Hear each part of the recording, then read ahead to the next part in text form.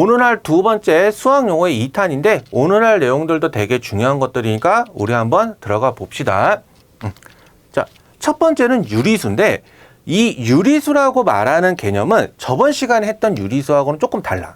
그러니까 어떤 의미에서 다르냐면 저번 시간에 했던 유리수는 유리수라는 게 뭐고 이런 것들이 있어. 그래서 여기서 조금 부호성에 대한 이야기까지 하는 게 그런 단어 쪽으로 배웠다라고 한다면 오늘 할 유리수는 뭐냐면 조금 더 세세하게 좀 분류를 해볼 거고 그 분류를 해서 나눠볼 건데 거기서 만드는 초점의 포인트는 어디에 맞출 거냐라고 하는 거냐면 여기 정수가 아닌 유리수에 맞출 거다라고 하는 거야.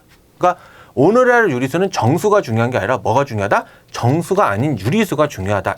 즉 쉽게 말해서 분수들에 대해서 한번 이야기해보자 라고 하는 게 오늘 할 내용의 포인트인 거야. 그러면 오늘 할 거를 한번 생각했을 때 우리가 정수가 아닌 유리수들을 한번 생각을 해보면 2분의 1이나 아니면 4분의 1 또는 10분의 1 같은 이런 수들이 존재를 할 거고 그 다음에 3분의 1, 6분의 1, 9분의 1 같은 이런 수들도 존재를 할 거야. 첫 번째가 0.5, 그 다음에 0.25, 그 다음에 0.1.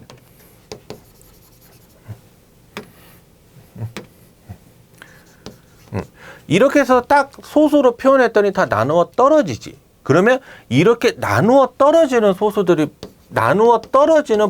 존재를 하고 3분의 1, 6분의 1, 9분의 1 같은 거는 다 소수점으로 표현해보면 맨 첫 번째 거는 0.33333, 얘는 0.16666, 그 다음에 0.1111 이런 식으로 계속해서 반복이 되거든. 그러면 이렇게 반복이 된다라고 하는 거는 끝까지 나누어지지 않기 때문에 이런 것들은 나누어 떨어지는 소수가 아니다라고 이렇게 얘기하는 거예요. 그래서 나누어 떨어지는 분수와 나누어 떨어지지 않는 분수 이 두 가지 대해서 이야기를 할 건데 이 나누어 떨어지지 않는 그러니까 말을 수정할게요. 나누어 떨어지는 소수는 이게 뭘 얘기하는 거냐면 유한 소수를 얘기하는 거고 나누어 떨어지지 않는 이런 것들을 뭐라고 하냐면 이거를 순한 소수다라고 이렇게 얘기하는 거야. 그래서 오늘 할 두 가지는 뭐다? 유한 소수와 순한 소수의 차이점을 한번 이해해보고 이것들이 어떻게 해서 계산을 하는 것 쪽으로 나오고 어떤 개념적으로 접근하는지를 살펴보자라고 하는 거야. 이거를 이제 이렇게 설명을 해놨지만 먼저 얘기를 해주면 여기 이걸 보는 사람이 고등학생 아니면 중학생 아니면 중학교 걸 배우는 학생 아니면 고등학교를 선행하는 학생 이런 다양한 애들이 있겠지만 우리가 수를 배우다 보면 수를 굉장히 분류해서 이렇게 해서 이런 수들이 이렇게 나눠져 있다라고 얘기하는데 이거를 배우는 이유는 뭐냐면 이게 시험 문제에 나와서 배운다라기보다는 우리가 알아야 되는 가장 기본 수학의 상식이라는 거야. 그러니까 나이 먹어서 그러니까 지금의 여러분들 나이 말고 여러분들 한 20대 30대 정도가 됐었을 때 예를 들어서 단순한 산수도 못해. 그러면 사람들이 이렇게 해서 그거를 우리가 인정을 받을까? 물론 그걸로 인간성을 평가할 수는 없겠지만 그런 것들을 사람들을 하나서 우리가 하나 이렇게 평가하는 요소가 되는 거거든. 그렇기 때문에 우리가 그러게 나중에 나이 먹었을 때 그런 것들을 좀 알고 있는 기본 상식성 쪽으로는 할 수 있기 때문에 우리가 이렇게 배워가자라고 하는 거야. 그래서 수를 분류하는 것도 이거를 목적은 뭐다? 이렇게 분류가 되더라. 그래서 이런 식으로 분류를 하더라라고 이렇게 얘기하는 거야. 그래서 이렇게 분류를 하는 거고 그래서 우리가 한번 봤었을 때 이렇게 나누어 떨어지는 것 그거를 다시 뭐라고 한다? 그거를 유한 소수. 그걸 나누어 떨어지지 않는 것 그거를 뭐라고 한다? 순한 소수다라고 이런 식으로 분류를 한다라는 거야. 그래서 이렇게 분류가 되고요. 자, 그래서 유리수는 어떻게 분류가 되느냐라고 하냐면 유리수가 이렇게 해서 존재를 하면 우리가 정수와 정수가 아닌 유리수 이렇게 분류가 되고 다시 정수는 세 가지 자연수, 영, 음의 정수로 분류를 하고 정수가 아닌 유리수는 다시 어떻게 되냐면 유한 소수와 순한 소수로 이렇게 두 가지로 분류를 해서 이렇게 세분화해서 분류를 한다라고 하는 거예요. 그래서 우리가 다시 한번 오늘 할 거는 유한 소수는 나누어 떨어지는 분수, 순한 소수는 나누어 떨어지지 않는 분수로 이렇게 나누어진다라고 하는 거를 꼭 기억을 하도록 합시다. 자, 그래서 넘어가 보면 그러면 이러한 수들의 특징성을 조금 알고는 있어야 되는데, 유한소수가 가지고 있는 특징, 그러면 유한소수가 가지고 있는 특징을 비교해서 순환소수 특징들이 이렇게 존재를 하는 거고, 그런 수들이 아니었었을 때 그거를 어떻게 분수로 표현하는지를 한번 살펴보는 거예요. 그래서 오늘 할 내용이 좀 그런 내용인데, 어떤 식으로 한번 생각을 해보자라고 하는 거냐면, 자, 유한소수라고 한다는 건 나누어 떨어지는 거지. 그러면 나누어 떨어지려면 우리가 먼저 뭘 하냐면, 이 분수를 판단을 하는데, 이 분수가 기약 분수인지 아닌지를 먼저 판단을 하시고, 그래서 기약 분수다라고 판단을 됐으면 이 분모를 어떻게 하냐면 소인수 분해를 하세요. 소인수 분해. 그리고 나서 소인수 분해를 하고 나서 이 소인수가 2 또는 5만 존재하더라. 자, 2 또는 5만 존재하더라 라고 얘기한다면 이러한 걸로 뭐라고 하냐면 유한소수다 라고 하는 거야.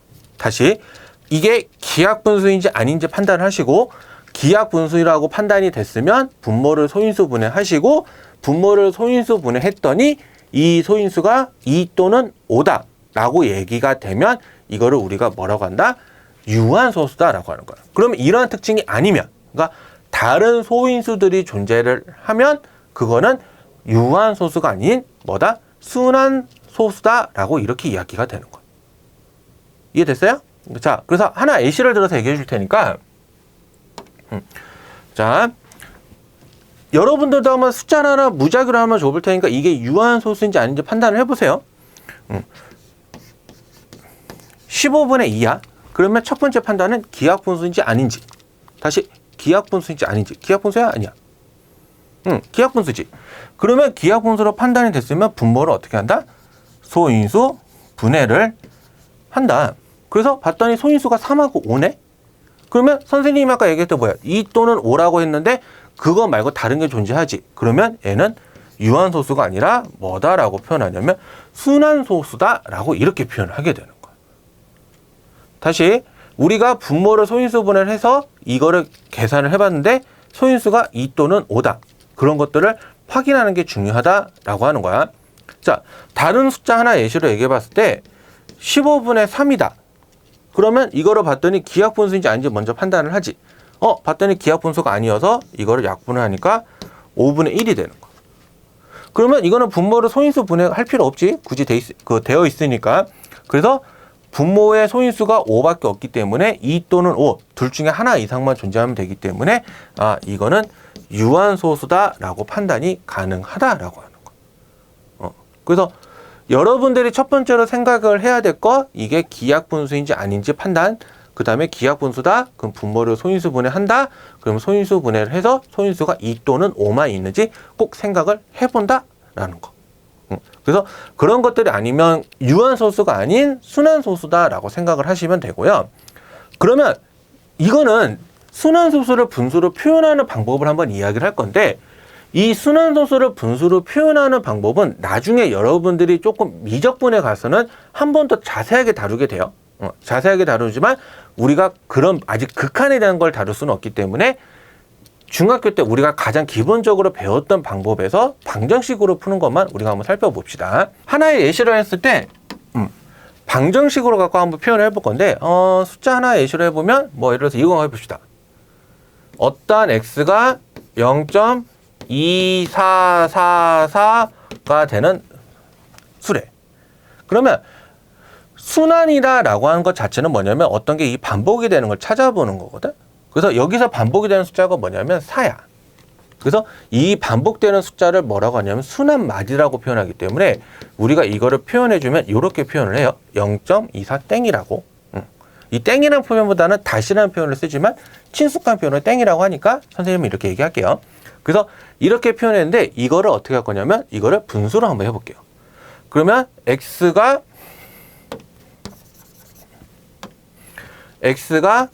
0.2444가 되는 거고, 이것의 목적은 뭐냐면, 자, 숫자가 계속해서 이렇게 반복이 되기 때문에 우리가 일상적인 뺄셈을 정의할 수가 없거든요. 그래서 이 뺄셈을 하려면 이 소수 부분의 마디가 서로 같을 때, 그래야 이게 우리가 계산을 하더라도 정확하게 같으니까 0이다라고 얘기를 하는 거지. 그렇지 못하면 그런 얘기 못해요. 그래서 어떻게 하냐면 10을 여기다가 곱해서 2.444로 만들어 주시고 2.444로 만들어 주시고 한 번 더 10을 한 번 더 거듭 제곱해 주면 24.444가 되거든. 그러면 이게 물론 10을 곱했으니까 자리점이 옮겨졌으니까 그게 뭐 달라질 수 있다라고 생각할 수 있겠지만 이거는 무한적으로 반복이 되는 부분이기 때문에 수학에서는 무한적으로 반복이 된다? 그러면 같은 부분으로 생각을 해요. 같은 걸로. 그래서 이거는 그냥 같은 거기 때문에 빼버릴 거예요. 그래서 아래식에서 위의식, 그러니까 뭐 이거를 2번식, 요거를 1번식이다 라고 표현을 해주면 2번식에서 1번식을 빼주게 되면 좌변은 90x, 우변은 소수 부분이 같기 때문에 그냥 없어지는 거야. 그러면 결론은 24 빼기 2니까 뭐가 되냐면 22. 그러면 x는 90분의 22가 되는데 이게 45분의 11이다 라고 이렇게 이야기가 되는 거예요.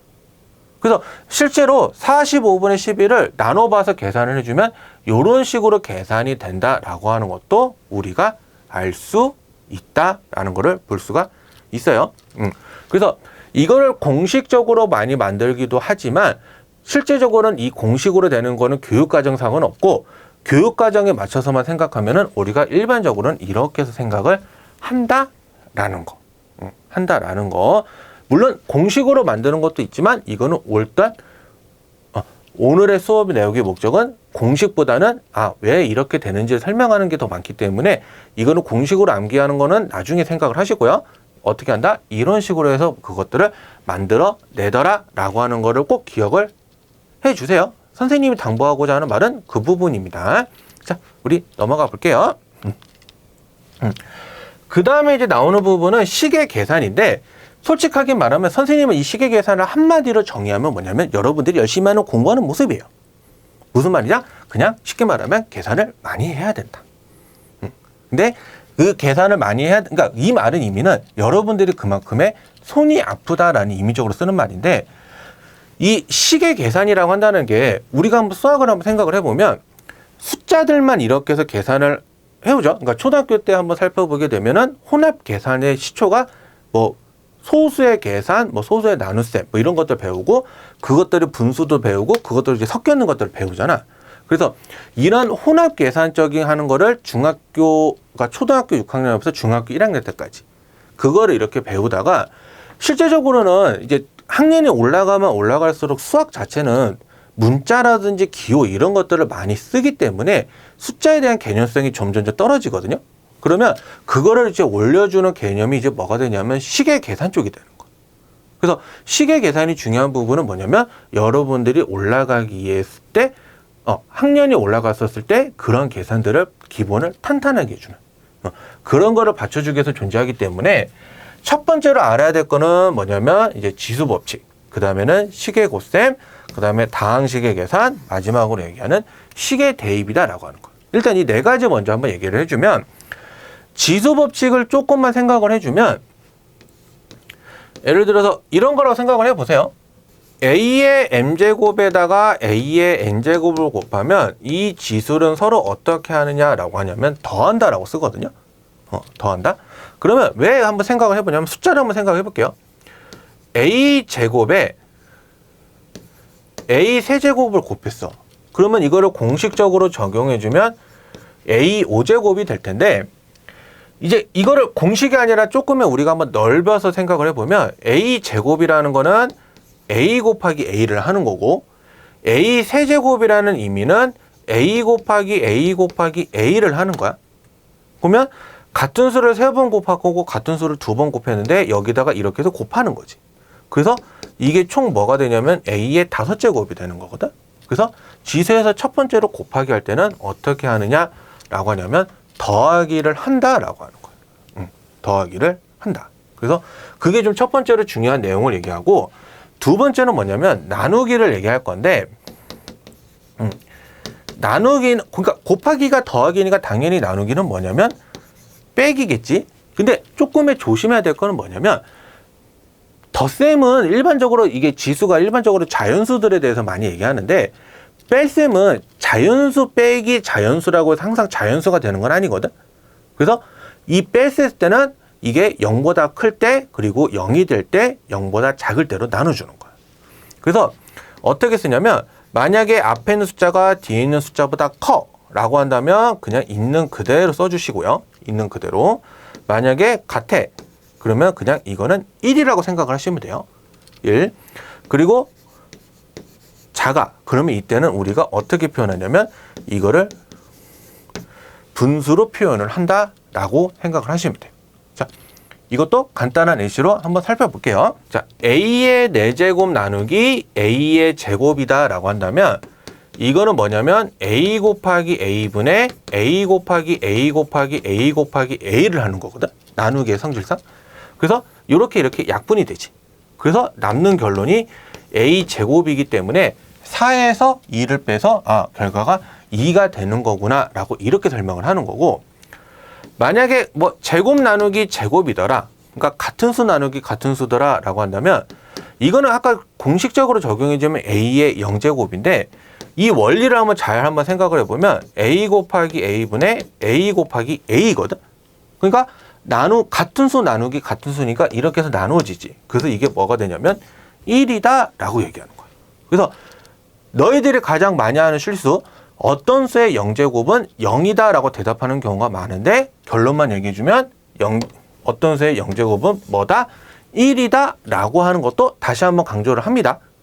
다시 한번 그렇게 되는 거고, 한번 반대로 이제 숫자가 이제 작아. 그러면 이제 한번 살펴볼 수 있는 게 뭐야? 이렇게 해서 반대로 되는 거니까 이렇게 되는 거지.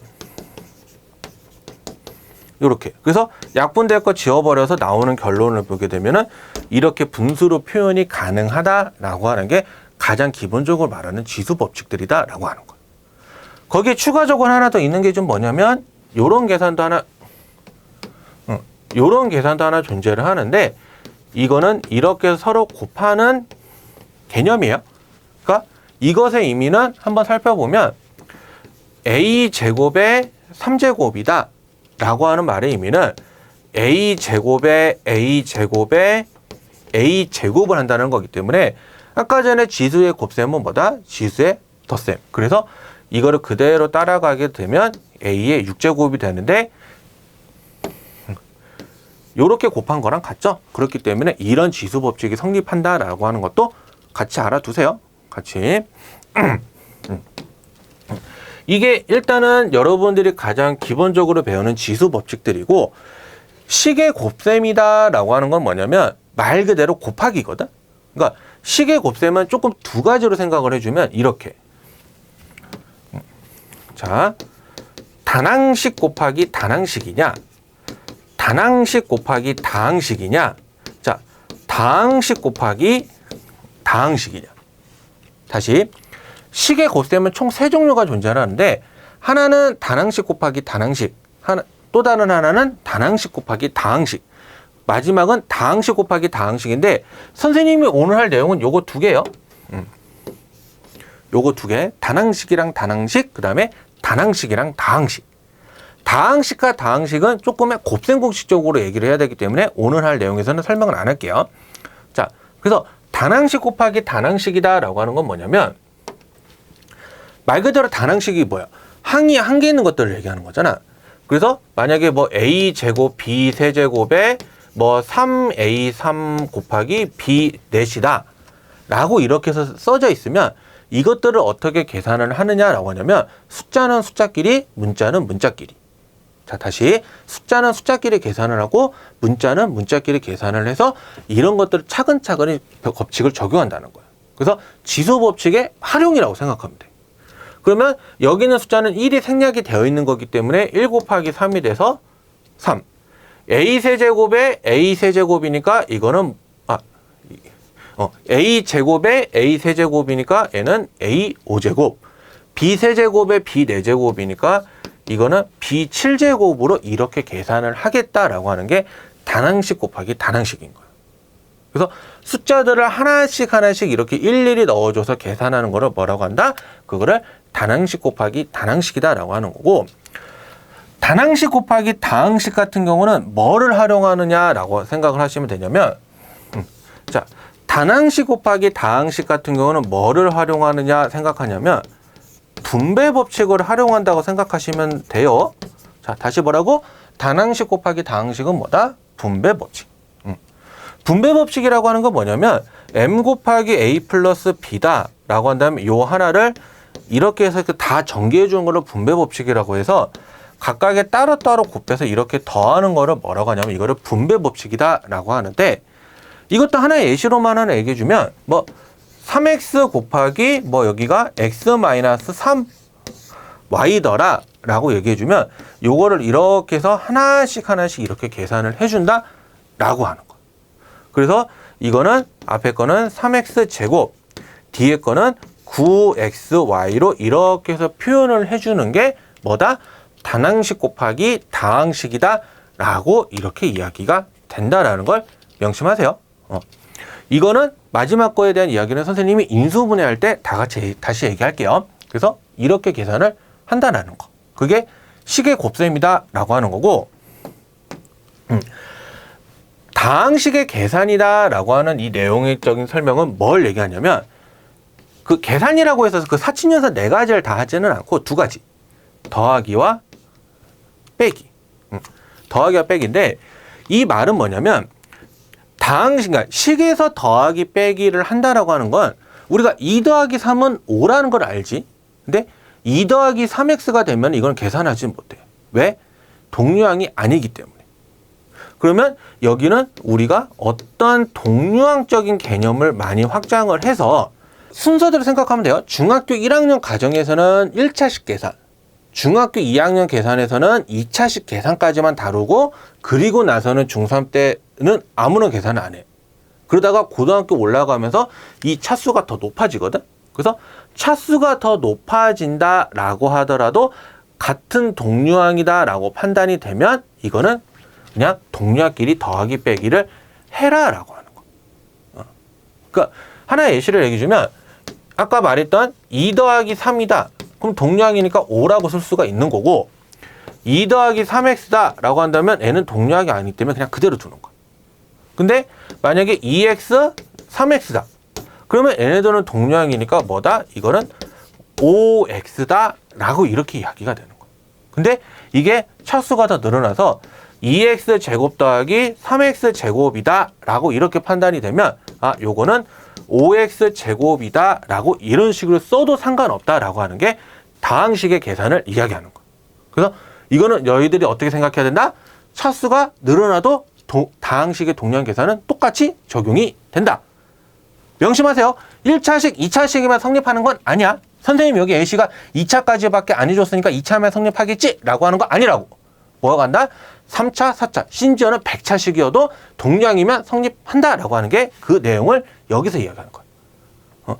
그런 사고력을 확장을 하라고 하는 게 이야기하는 거고, 마지막에 대한 내용은 뭐냐면 식의 대입인데, 대입이라고 말하는 것 자체는 뭐가 중요하냐라고 하냐면 어떤 숫자들을 넣어주는 거예요. 대학교 가기 전에 미적분이라는 파트에서 매개변수라는 좀 말이 나올 때가 있는데 그거에 하나 일종의 활용을 하기 위해서 나는 기본 바탕이거든요. 그래서 어떤 거냐면 자, 뭐 A라는 식이 x-3y고 B라는 식이 마이너스 2x 더하기 5y야. 그런데 예를 들어서 2a 더하기 3b를 하세요. 간단히 하세요. 라고 이렇게 얘기했었을 때 이 식을 말 그대로 식을 문자에 넣는 거거든. 그러니까 문자를 바꾼다고 생각을 하면 돼. 그랬더니 A가 요거였으니까 A는 여기다가 이렇게 대입을 하라는 거고, B는 요렇게 되어 있으니까 여기다가 이렇게 해서 각각 대입을 하라라고 하는 거야. 그러면 대입을 하니까 어떻게 되냐면 2 곱하기 x-3y 더하기 3 곱하기 마이너스 2x 더하기 5y. 그러면 전개해서 묶어내 보니까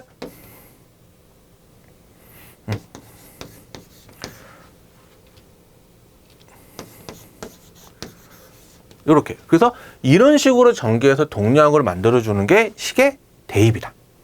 그래서 이런 식으로 대입을 해서 동류항끼리 계산을 해준다라고 하는 거야. 이게 차수가 더 복잡해지면서 하는 계산들이는 거니까 이런 계산들이 주다라고 하는 걸 꼭 기억을 하세요. 3단원 이제 부등식을 시작을 할 건데 선생님이 이 부등식을 하기 전에 여러분들한테 좀 당부하는 거. 그러니까 너희들한테 좀 주지시키고 싶은 내용이 하나가 있는데 내용은 내가 순서대로 이야기는 하지만 부등식하고 방정식하고 함수는 따로따로 독립되어 있는 관계가 아니야. 다시 부등식, 방정식, 함수는 독립이 되어 있는 관계가 아니라 서로 연결이 되어 있는 유기성의 관계를 생각을 하시면 돼요. 그러니까 설명은 어차피 좀 기초적인 걸 할 때는 조금 독립되어 있는 것처럼 설명을 하는데 실제적으로는 조금 높은 과정에서 보게 되면은 얘네들은 서로 다 상호관계에 있다는 거. 상호관계. 그래서 배웠던 내용을 또 뒤에 가서 또 배우는데 다만 방식이 바뀌기 때문에 이 바뀌는 것 때문에 너희들의 생각이 이거는 다른 거다라고 생각을 하는데 그러면 안 돼.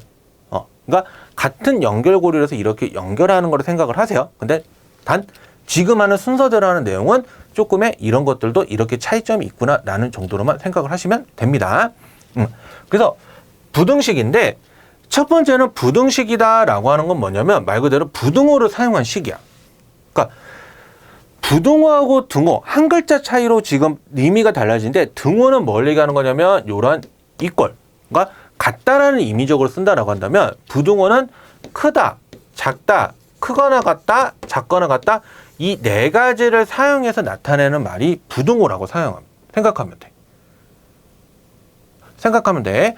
그래서 부등호를 사용해서 나타내는 식을 뭐라고 하냐면 그거를 우리가 부등식이다라고 하는 거야. 그래서 이 부등식이다라고 이렇게 이야기는 하지만 우리가 등식을 배웠을 때도 등식의 성질 네 가지. 뭐뭐 있었어? 같다라고 했을 때 같은 수를 더해줘도 같다. 같은 수를 빼줘도 같다. 같은 수를 곱해줘도 같다. 0이 아닌 같은 수를 나누어줘도 같다. 그렇게 말하는 등식의 성질 네 가지가 존재했는데 부등식의 성질도 마찬가지야. 어떠한 대소관계가 정해져 있는데 어떠한 대소관계가 정해져 있으면 같은 수를 더해주거나 같은 수를 빼주어도 부등호 방향에 변화가 없고요. 양수를 곱하거나 나누었을 때도 부등호 방향에는 변화가 없습니다. 다시요. 같은 수를 더하거나 뺄 때, 그러니까 이거는 양수, 음수 상관없어. 같은 수면 돼. 같은 수를 빼거나 더해주면 부등호 방향에 변화가 없고 양수를 곱하거나 나눌 때도 부등호 방향은 변화에는 없다. 근데 단 음수를 곱했을 때는 이 부등호 방향이 서로 반대로 바뀐다라는 거. 그래서 부등식의 성질은 요거 하나를 기억하라 라고 얘기하는 거야. 부등식의 성질은. 그래서 어떤 거다? 음수를 곱하거나 나누었을 때, 다시 음수를 곱하거나 나누었을 때 부등호 방향이 어떻게 된다? 주어진 거에 반대로 된다. 꼭 기억을 하세요. 그거 솔직히 부등식 성질 나머지 다 까먹어도 상관없는데 요거 하나는 정말 중요한 내용이니까 꼭 기억을 하시길 바래요. 이거 여러분들한테 굉장히 많이 써먹는 성질 중에 하나니까. 자, 그렇게 이야기한다고 생각하시면 되고, 그래서 이 부등식들을 풀게 되면은 이거를 수직선상에 나타내는 걸 한번 하는데, 우리가 부등식을 한번 보게 되면, 자, 임의사고는 두 가지로 생각하면 되거든. 일반적으로 뭐냐면 그냥 크다 또는 크거나 같다. 다시 그냥 크다라고 말할 때 아니면 같은 것이 들어갈 때, 그러니까 등호가 포함되는 부등호냐 등호가 포함되지 않는 부등호에 따라 나눠지는데, 일상적으로 해를 이제 일단 크게 네 가지로 나누면, 자, 내가 어떠한 특정한 수보다 크다라고 나왔어 라고 한다면 수직선상에는 이 수를 기점으로 해서 동그라미를 뿅 하고 뚫어 놓으세요. 해당하는 부분에서. 그래서 크다라고 한다면 이거의 방향적으로 오른쪽으로 가는 방향이다 라고 이렇게 얘기하는 거고, 만약에 등호가 들어갔다 라고 한다면 수직선상에 하는데 아까는 동그라미를 뚫어놨지, 이제는 여기 동그라미 색칠을 하는 거. 그래서 색칠이 안 되어 있으면 등호가 안 들어간 거, 색칠이 되어 있으면 등호가 들어간 거라고 꼭 기억을 하시면 됩니다. 그러니까 수직선상에 나타내는 거는 그 부분이 굉장히 중요하다라는 거. 다시 등호가 들어갈 때와 안 들어갈 때, 그거 꼭 구분하시고, 자, 여기다 표현 안 하고 말로만 얘기할 거야. 이거 잘 생각해봐. 만약에 방향이 반대면, 그러니까 작다라고 한다면 이거는 방향이 어떻게 됐어요? 이렇게 가는 게 아니라 어떻게 반대로 간다는 것까지도 꼭 생각을 하세요. 등호가 들어가는 거랑 안 들어가는 건 색칠로 구분하는 거고, 부등호의 크기를 봐가지고 방향이 오른쪽이냐 왼쪽이냐 라고 이야기를 하는 게 그게 해를 수직선에 나타내는 거다 라고 한다는 거. 꼭 이거는 기억을 하시길 바랄게요. 여러분들이 그 고등학교 교육과정, 그러니까 대학교 가기 전까지 부등식은 2차 부등식까지밖에 안 배우는데, 그 2차 부등식 할 때도 써먹는 거니까 꼭 기억을 하세요. 등호가 들어간 거랑 안 들어가는 거 차이. 자, 그 다음에 이제 좀 연립방정식인데, 연립방정식, 그러니까 연립주택이라고 생각하시면 되거든. 여러분들이 지금은 그렇게 좀 보지 못하지만 선생님이 어렸을 때만 하더라도 이 조그만 집, 그러니까 층이 좀 낮은 집에 이렇게 여러 명의 사람들이 살았었거든. 그거를 이제 뭐라고 하냐면 연립주택이다라고 하는데, 그 연립방정식이다라고 하는 것도 뭐냐면 미지수의 개수랑 식의 개수가 서로 같다라는 걸 얘기하는 거야. 그러니까 미지수가 2개면 식도 2개, 미지수가 3개면 식도 3개.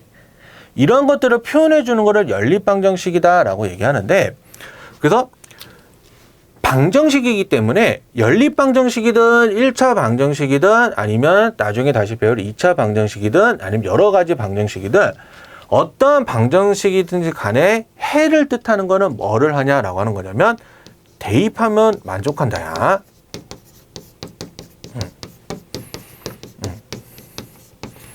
대입하면 만족.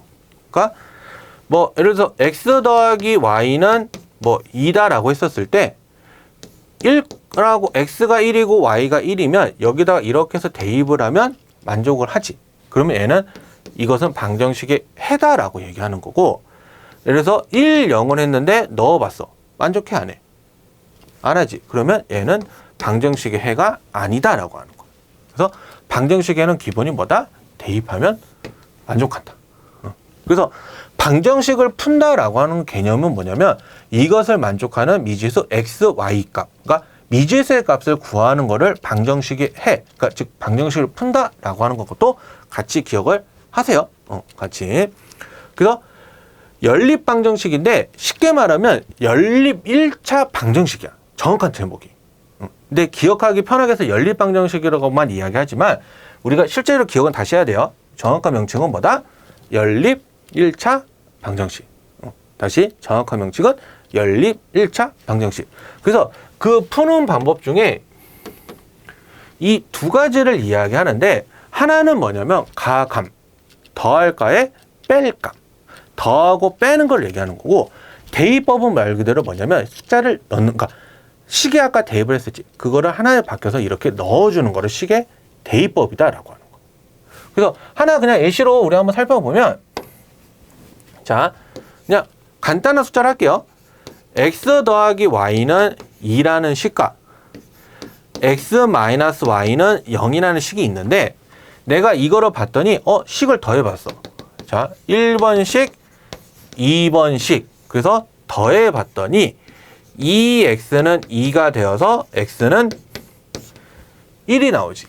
그리고 나서 여기다 넣어서 봤더니 y는 1 나오더라 라고 하는 거를 뭐라고 하냐면 이렇게 푸는 거를 가감.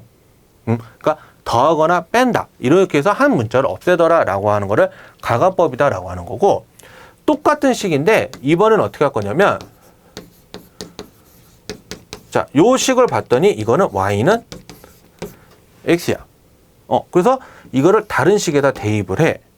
그래서 x 더하기 x는 2가 되어서 2x는 2가 되니까 x는 얼마? 1, y도 1. 그래서 요렇게 되는 것들을 뭐라고 하냐면 이거를 대입법이다 라고 하는 거. 그러니까 가감으로 풀든 대입으로 풀든 답은 서로 어떻다? 서로 같다. 그래서 이렇게 해서 같게 만들어 주는 거를 푸는 방법을 가감법과 대입법이다 라고 하는 거. 그래서 어떨 때는 가감이고 어떨 때는 대입이냐, 정해진 원칙은 없어. 자, 정해진 원칙은 없어. 단 조금의 본인들이 봐서 편리성에 따라서 선택을 하면 되는데, 내가 조금 걱정하는 건 뭐냐면 이게 두 가지 방법을 다 이해하면 좋지만 한 가지 방법밖에 이해가 안 되는 경우도 있거든. 그 사람에 따라 그 성향에 따라 다르기 때문에 그거를 뭐라고 할 수는 없지만 되도록이면 둘 다 할 줄 알아야 돼요. 되도록이면. 그러니까 우리가 뭐 맛있는 것만 먹는 게 아니라 몸에 좋은 것도 먹어야 되는 거잖아. 몸에 영향을 생각을 해서. 그러니까 그런 것도 마찬가지야. 수학도 편식해서 하면은 안 된다. 정확하게 알 거는 다 알고 넘어가야 된다라고 하는 게 여러분들의 미래를 위해서 굉장히 중요하다고 생각을 합니다.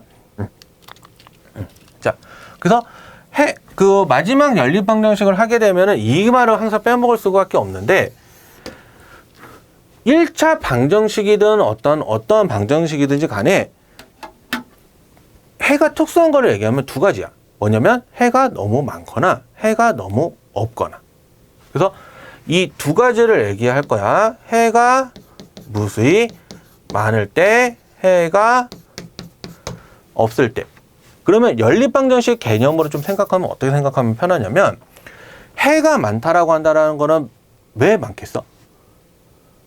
너무 많은 거지. 그러니까 같은 식이 여러 번 나오는 걸 얘기하는 거거든. 그렇기 때문에 연립방정식에서 그러니까 가감이라고 생각하세요. 빼봤더니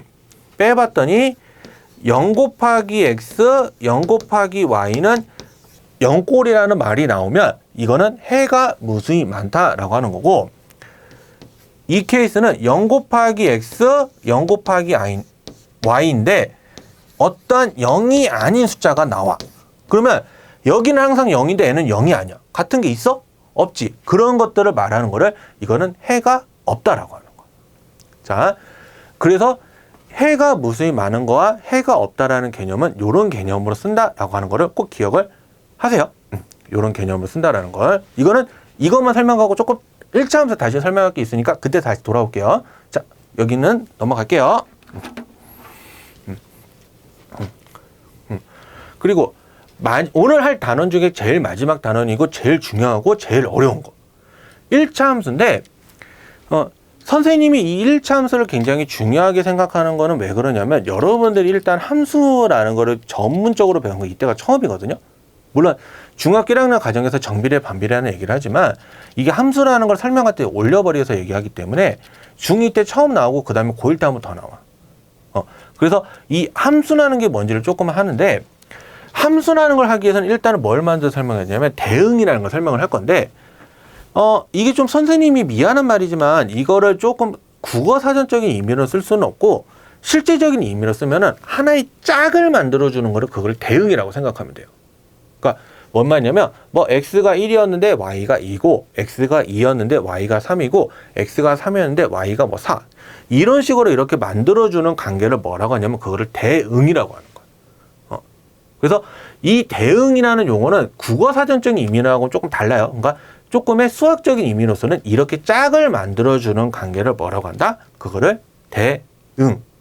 그러면 함수라는 걸 설명하기 전에 왜 대응이라는 거 먼저 얘기하냐면 이 대응의 관계에 따라서 이게 함수냐 아니냐라고 판단을 하거든. 그래서 선생님이 항상 설명 어떻게 하냐면 하나의 x에 대해서 하나의 y로 이렇게 대응이 되는 거를 뭐라고 표현하냐면 그거를 함수다라고 하는 거야. 다시 하나의 x에 대해서 하나의 y로 이렇게 해서 하나씩 대응을 만들어주는 거야. 그래서 뭐 x가 이렇게 했고 y가 이렇게 했는데 이렇게 하나씩 다 대응이 됐어. 그럼 이게 함수인 거야. 근데 대응을 해봤는데 잘 대응을 하다가 한 놈이 대응을 안 해. 그러면 이거는 함수가 아닌 거야. 그래서 선생님이 어떤 거나 말을 해주냐면 얘네들이 투표하는 학생이야. 그리고 얘네들은 그러니까 선택을 받아야 돼. 우리 실제로 반장, 부반장 선거랑 똑같이 생각하세요. 그래서 반장, 부반장 선거를 했는데 기권표나 무효표가 없는 것들을 뭐라고 하냐면 그거를 함수라고 표현하는 거야. 다시 기권표나 무효표 그런 것들이 전혀 없는 거 하는 거고. 자, 이게 선택을 하다 보면 솔직하게 말하면 이게 선택지가 2명인데 그래서 선택을 하라고 한다면 이 선택지가 몰표가 될 수도 있거든.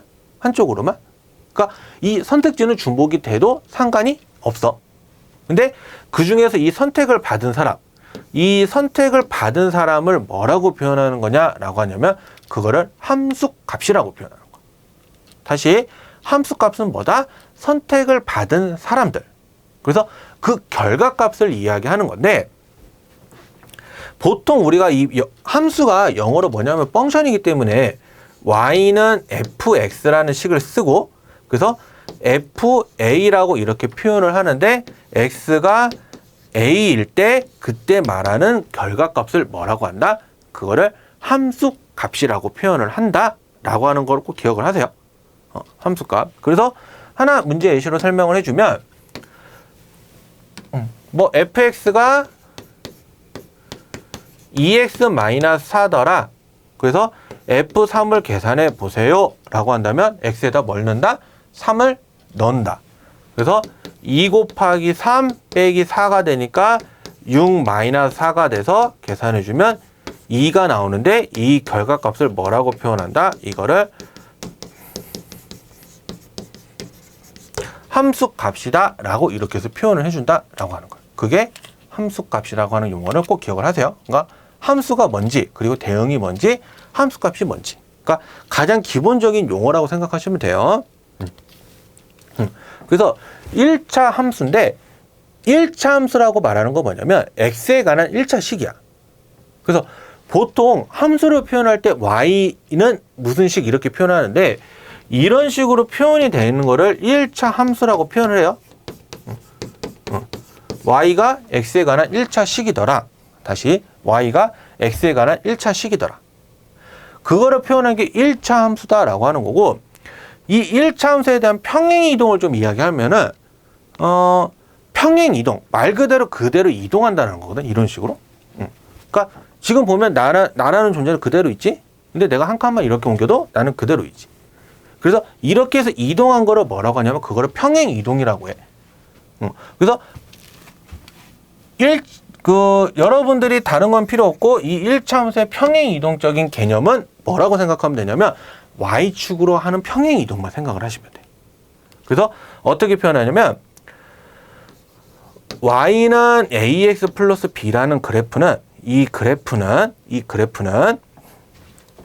y는 ax의 그래프를, 이 그래프를, 그러니까 n은 는이야, n은 느리야, 의미가 달라.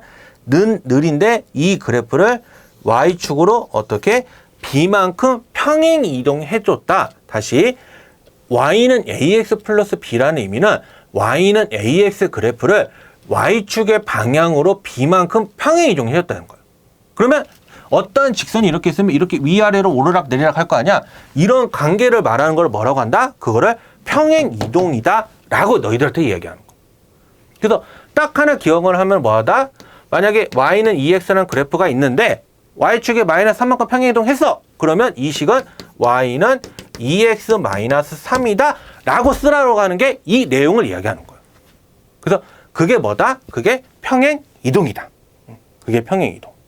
그래서 그거에 대한 이야기를 하는 거고, 여기에 선생님이 한마디 좀 용어를 붙여놨는데, 평행이동에 대한 개념은 말 그대로 뭐냐면 그대로 움직여주는 거예요. 이렇게 다.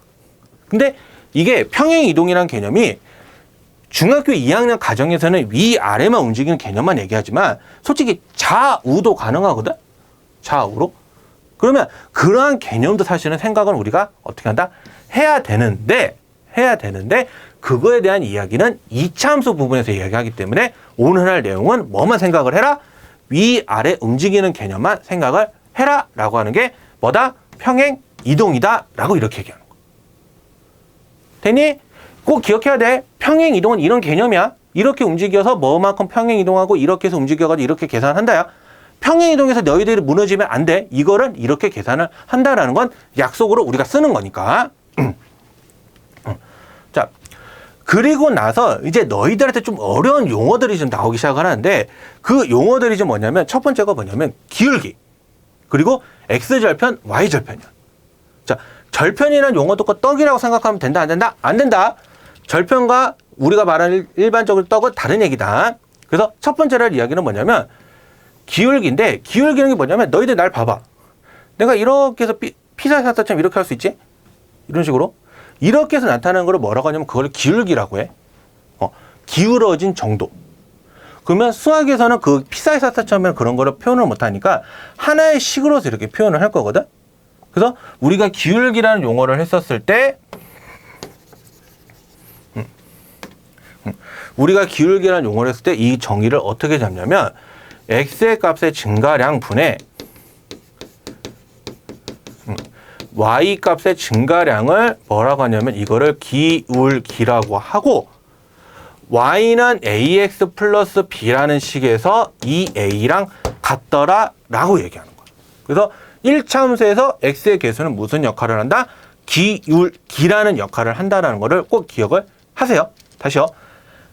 기울기는 뭐다? x의 값의 증가량 분의 y 값의 증가량. 그게 뭘 얘기한다? 그게 기울기를 얘기한다. 그리고 근데 잠깐만. 이 증가량이라고 말은 하는데 하나 명심을 해주면 이 증가량, 그러니까 얼마만큼 증가를 했냐라고 생각하는 거거든. 그래서 만약에 1에서 3이다 라고 한다면 이 1에서 3만큼 얼마만큼 변했는지를 물어보는 거야. 그럼 얼마만큼 변한 거야? 이만큼 변한 거지. 그래서 그 증가량, 그러니까 뭐 어떠한 증가량은 내가 얼마만큼의 변하는 양을 택하는데 하나 조금 여러분들이 알아줘야 될 건 뭐냐면 이거를 수학적인 기호를 문자를 사용을 하는데 그게 좀 뭐라고 하냐면 이 세모를 사용해서 나타내요. 근데 이게 세모가 우리가 알고 있는 일상적인 세모가 아니라 그리스 문자인데 그거를 뭐라고 하냐면 델타. 그래서 일반적으로 수학에서 델타는 좀 뭘 뜻하냐면 변화하는 양을 뜻한다는 걸 꼭 기억을 하세요. 그래서 이거를 줄여서 얘기해주면 델타 x분의 델타 y다 라고 하는 것도 씁니다. 실제적으로는 고등학교 미분에서는 이렇게 기호를 나타내요. 고등학교 미분에서는. 근데 아직까지는 여러분들 이런 걸 보기가 좀 힘들으니까 이렇게 한국어로 많이 써준다라는 거. 근데 증가량은 얼마만큼의 변화하는지를 나타내는 거다. 그러니까 과정 중심이라고 생각하면 돼요. 과정 중심, 결과가 아니라. 그리고 나서 x절편과 y절편을 얘기하는데 이 x절편과 y절편, 그러니까 우리가 그래프상에 한번 이야기를 해주면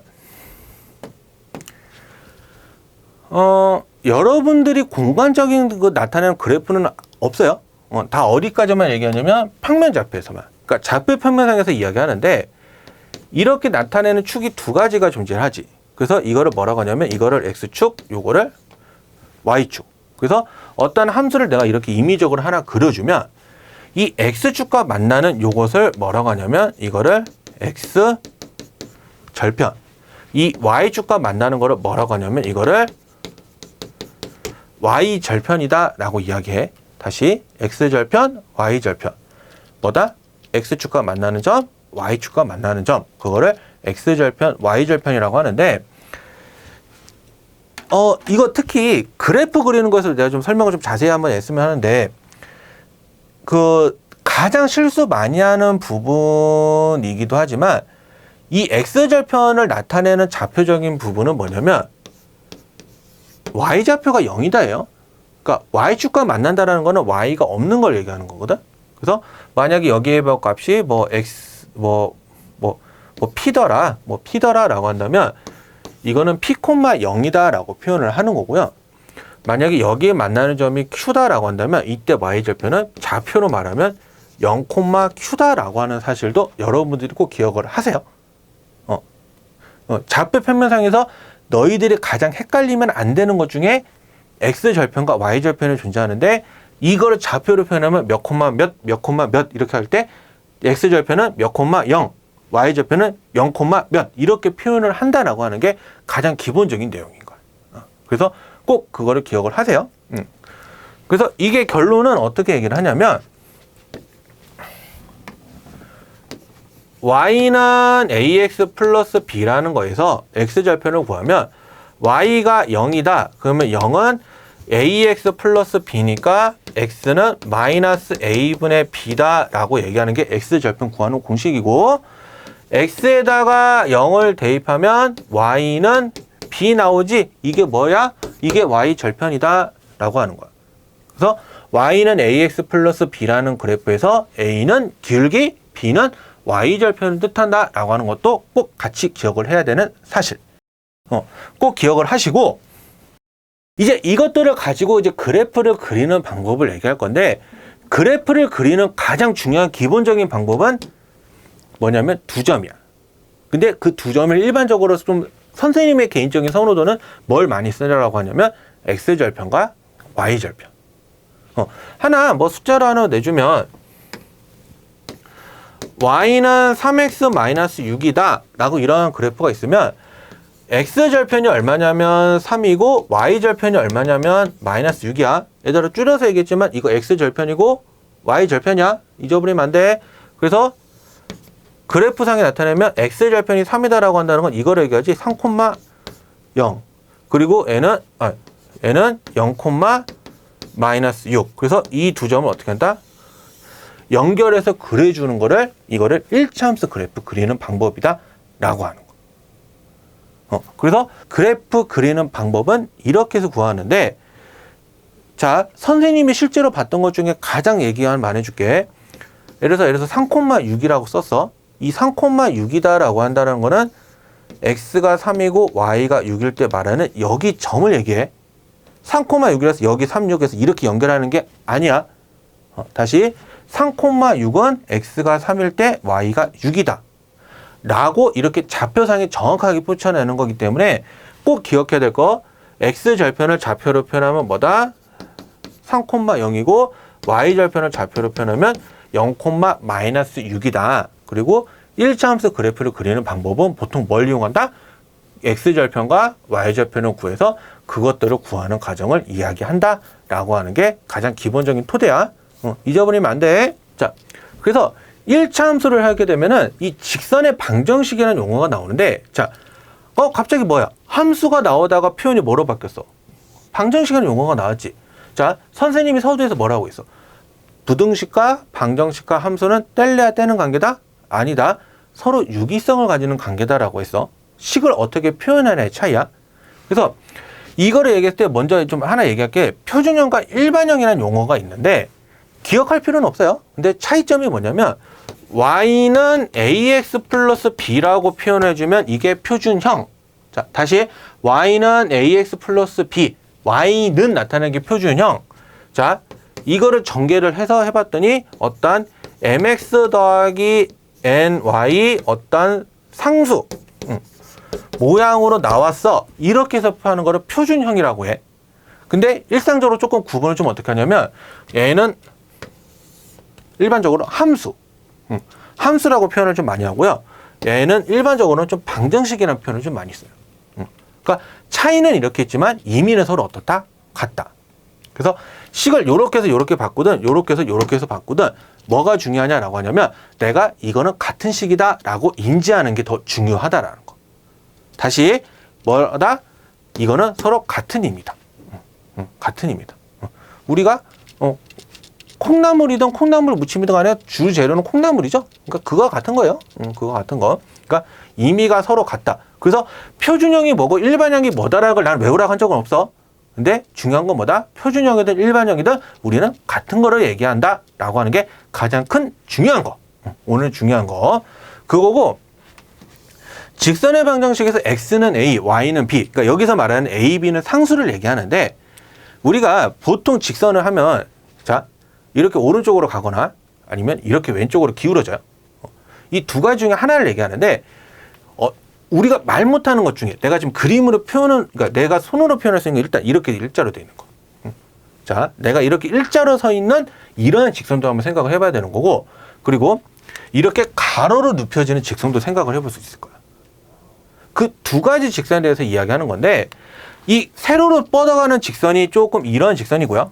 세로로 뻗어가는 직선, 그리고 가로로 뻗어가는 직선이 두 번째 직선을 얘기한다. 이 선생님이 V자 표시한 거다라고 생각을 하시면 돼요.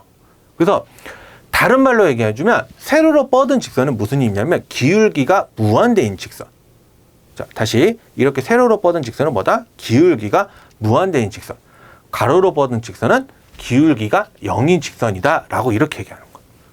그래서 그런 직선으로 나눠진다 라고 얘기하는 거고, 자, 내가 이런 직선들로 나눴어. x는 몇, y는 몇 이렇게 해서 얘기했잖아. 그럼 x는 몇이라고 하는 건 뭐냐면 y가 무슨 값이든지 간에 x의 값이 똑같아. 그래서 직선이 그냥 어떻게 되는 거냐라고 하냐면 이런 식으로 그려지는 거야. 다시 x는 몇이라고 말하는 직선은 뭐다? y가 뭐이든 가든 x가 뭐다 라고 딱 하나 결정적으로 지어주는 게 그런 직선을 얘기하는 거고, y는 몇이다 라고 말하는 직선은 x가 그대로 유지가 되기 때문에 y가 몇 이렇게 일정하게 말하는 직선을 y가 몇이다 라고 하는 거예요. 그래서 구분을 잘 하세요. x가 몇이다, 그러니까 x가 몇이다 라고 말하는 거는 y는 변하지만 x는 변한다, 안 변한다? 안 변한다. 다시 x가 몇이라고 말하는 직선은 y는 변하지만 x는 변하지 않는다 라고 하는 거고, y가 몇이라고 말하는 직선은 x가 변하지만 y는 변하지 않는 직선을 얘기하는 게 y가 몇이다 라고 하는 직선을 말한다는 것 꼭 기억을 하시길 바라겠습니다. 자, 그렇게 얘기하는 거고,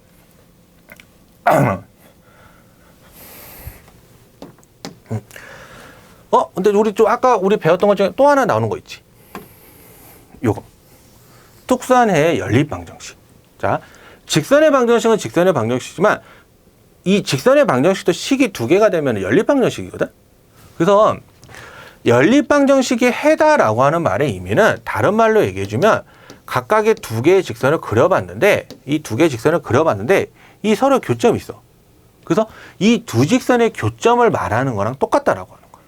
다시 연립 방정식의 해. 자, 연립 방정식의 해는 뭐다? 두 직선의 교점이다.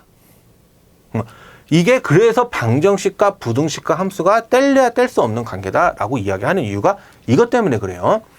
근데 정정 선생님이 저번 시간에 했던 그 위치 관계적을 보게 되면 그 평면상에서 말하는 두 직선의 위치 관계가 있는데 이 평면관계에서 말하는 두 직선의 위치 관계가 총 세 가지예요. 그 첫 번째가 뭐냐면 지금처럼 한 점에서 만난다. 한 점에서 만난다. 그 다음에 또 다른 의미로는 두 직선이 서로 평행하더라. 자, 두 직선이 평행하다라는 말의 의미는 만나는 교점이 있어, 없어? 없지. 그래서 이거는 뭐다라고 말하냐면 해가 없는 관계다라고 하는 거야. 그래서 뭐다? 평행. 평행. 두 직선이 평행. 이 말의 다른 의미는 해가 있다, 없다? 얘는 없다. 그거를 얘기하는 거고. 자, 같은 선상에서 얘기를 했는데 이제 두 직선이 있는데 한 직선이 이렇게 그려놨어. 근데 또 다른 직선이 이렇게 덧칠이 되네. 이렇게 덧칠. 그러면 이렇게 덧칠이 되는 관계를 수학적으로는 뭐라고 하냐면 일치다라고 표현을 해. 일치. 근데 이렇게 서로 겹쳐지는 거죠. 그럼 만나는 점이 서로 어때? 많지. 그래서 이거는 해가 무수히 많은 개념으로 들어간다라고 하는 거예요. 그래서 1차 우리가 아까 연립방정식에서는 단순하게 방정식의 모양 0 곱하기 x 더하기 0 곱하기 y는 0꼴이다 라고 얘기하는 거는 해가 무수히 많은 케이스를 얘기하는 거고 0 곱하기 x, 0 곱하기 y는 0이 아닌 꼴이다 라고 하려면 이거는 해가 없는 케이스를 얘기해. 근데 이거를 함수적인 그래프로 모양을 보게 되면 직선의 위치 관계적으로 생각을 해볼 수 있다는 거. 그래서 자 1번적으로 이렇게 생각하면 돼. 두 직선의 교점은 뭐다? 연립방정식의 해. 연립방정식의 해. 두 직선이 서로 평행이다. 해가 없다. 자, 두 직선이 서로 일치하는 관계다. 해가 무수히 많다. 그러면 여기서 강조하는 건 자, 이거 책에 없는 내용이면서 책에 있는 내용과 같이 있어. 해가 한 점이다. 그러니까 해가 한 개다 라고 얘기하는 거는 뭐다? 기울기가 서로 다르다. 다시 두 직선의 교점이 한 개다. 무슨 의미다? 기울기가 서로 다르다. 이런 조건을 만족을 하는 거고. 자, 평행이야. 자, 얘는 조건이 뭐냐면 기울기는 같지만 y절편은 서로 다르다라고 얘기하는 거야. y절편은 다르다. 그리고 일치다. 저요? 여기로 들어오면 되네? 자,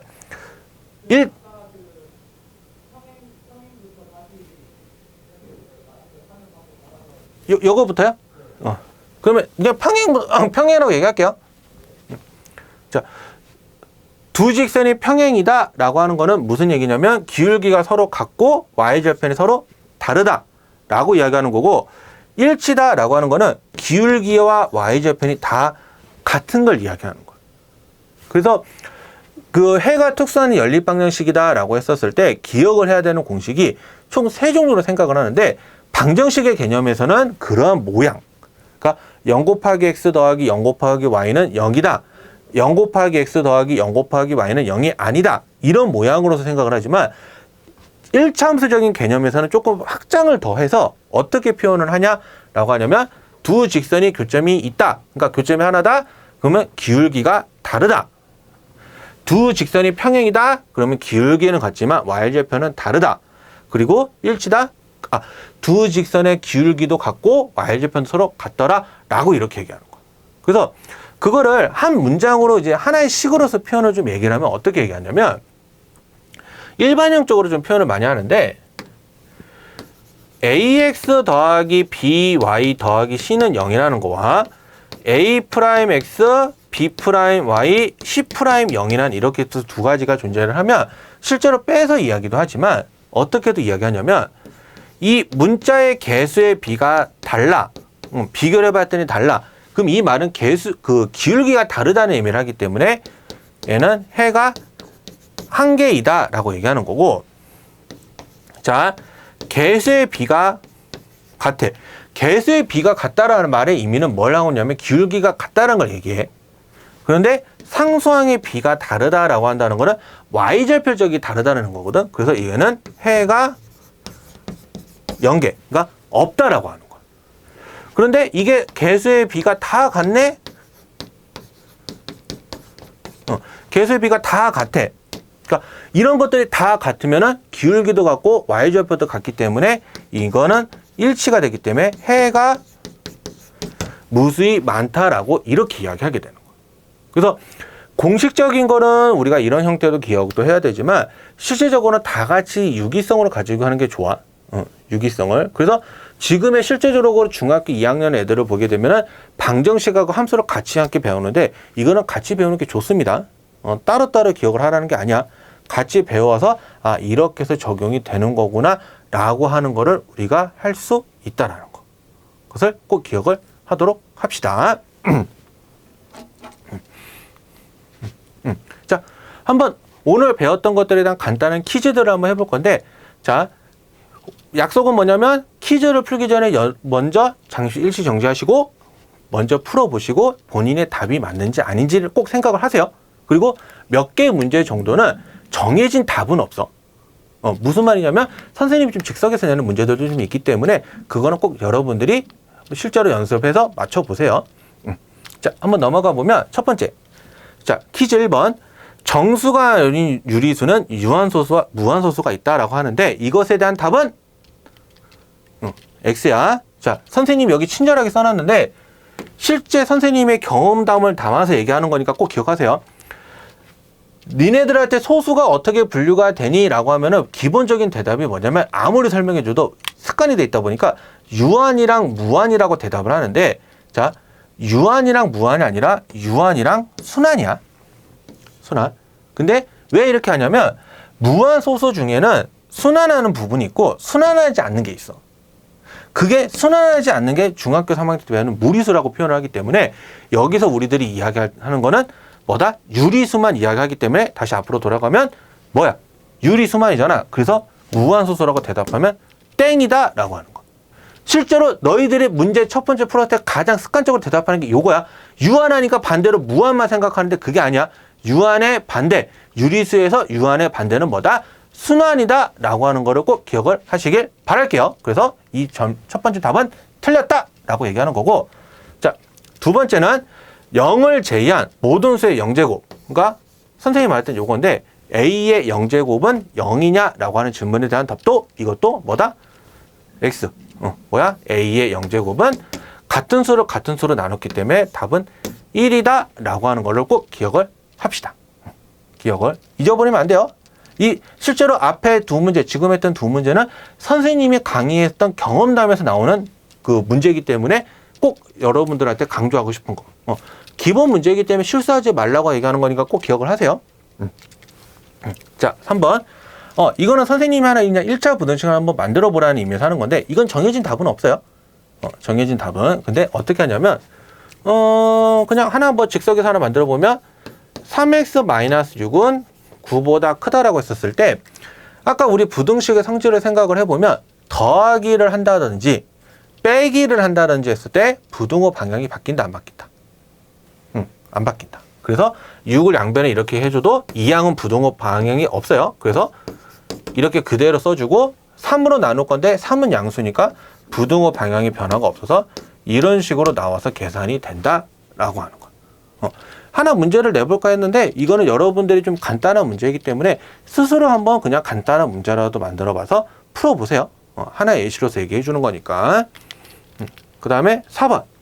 선생님이 오늘 강조했던, 제일 중요하게 강조했던 방정식, 함수, 부등식은 상관관계가 있다? 라고 하는 질문에 대한 답은 있다예요.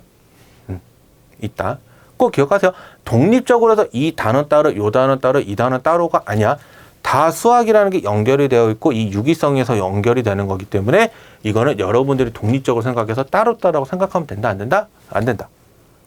그 대표적 예시로 뭐라고 얘기를 해주냐면 좀 이거는 선생님이 수학 선생님으로서 좀 창피한 거라고 생각을 하지만 그 우리가 초등학교 때 보면은 1 빼기 3은 안 된다고 했다가 갑자기 1 빼기 3은 가능하다고 말을 바꾸죠. 선생님이 말 바꾸는 거 되게 싫어하는 사람 중 한 명인데 왜 그렇게 설명하는 거는 좀 배우는 거에 차이가 있기 때문에 그렇게 하겠지만 여러분들이 조금은 생각을 했었을 때 이런 것 쪽을 좀 많이 생각을 하라는 거예요. 어떻게 해서 연결이 돼서 이런 것들을 했을지. 그 선생님이 실제 한 예시로 하나 얘기했었을 때 그 작년인가? 한번 그 선생님이 한번 그 수업을 하다가 이런 질문을 받은 적이 있었거든. 선생님, 수능에도 초등학교 문제가 나와요? 라고 이렇게 물어봤던 애가 있었어.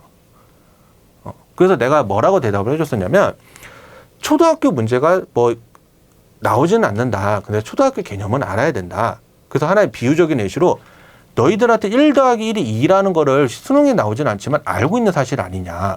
그러니까 그걸 바탕으로 해서 문제를 풀어가지 않느냐라고 이렇게 내가 대답을 해준 적이 있었거든. 그래서 그런 거 같다고 생각하시면 돼요. 뭔가 하나의 이렇게 관계성이 이렇게 연결이 되어 있는 거를 너희들이 딱딱딱 생각을 막아놓고 칸막이를 쳐놓고 이렇게 하게 되면은 그거는 여러분들의 영원한 발전을 기대할 수 없다라는 거. 그리고 또 내가 이거를 왜 해? 라는 생각을 하는 것도 솔직하게 말하면 나는 그거는 너희들의 발전에서 도움이 안 된다고 생각을 해. 선생님적인 마인드가 아니라 인간적인 마인드에서도. 그러니까 내가 이거를 왜 귀찮아 이런 생각보다는 아, 내가 이거를 열심히 해야겠구나 라고 꼭 선생님은 강조를 하고 싶어요. 꼭 기억을 해주세요. 그래서 이런 관계가 있다 하는 거고, 마지막 함수의 식을 만들어서 그래프나 하나를 그려보자 라고 하는 건데 이거는 여러분들한테 자유적인 주제로 한번 맡겨볼 테니까 딱 정해져 있는 주제가 아니야. 정해져 있는 식도 아니야. 근데 여러분들이 꼭 반복적으로 그래프를 보면서 내가 계속 똑같이 생각하는 실수가 뭔지를 찾아보세요. 그러니까 선생님이 강조하는 부분들이 있었으니까 이거는 한번 여러분들에게 맡겨보는 선생님이 주는 숙제입니다. 한번 해보시고 자 이렇게 해서 오늘 했던 내용들을 해봤지만 선생님의 오늘 사진은 뭐냐면 바탕이야. 바탕. 고등수학이든 중등수학이든 어떤 거든 간에 수학은 이 기본 밑받침이 중요한데 밑받침이 잘 안 되어 있으면 솔직하게 말하면 그 내용이 아무리 쌓이고 배운다고 하더라도 니네들의 목에서는 다 지워질 거야. 선생님의 실제 경험이기도 하고 이거는 내가 가르치는 강사로서의 경험도 있는 거고. 그러니까 선생님이 학생으로서의 경험, 강사로서의 경험을 봤었을 때 제일 중요한 건 뭐다? 바로 밑받침. 그런 밑받침이 중요하다고 생각을 하니까 여러분들도 공부할 때도 그런 밑받침이 잘 되기를, 그리고 선생님이 강조했던 내용, 그리고 내가 여기서 이렇게 기본적인 내용들만 다뤄봤지만 조금의 그런 것들을 활용을 한 건 여러분들의 몫이기 때문에 꼭 공부를 다시 하시고 복습을 다시 하시고 모르겠는 부분들은 꼭 질문과 댓글 꼭 남겨주세요. 그러면 선생님이 항상 언제든지 친절하게 답변 남겨줄게요. 오늘 하루도 고생하셨습니다.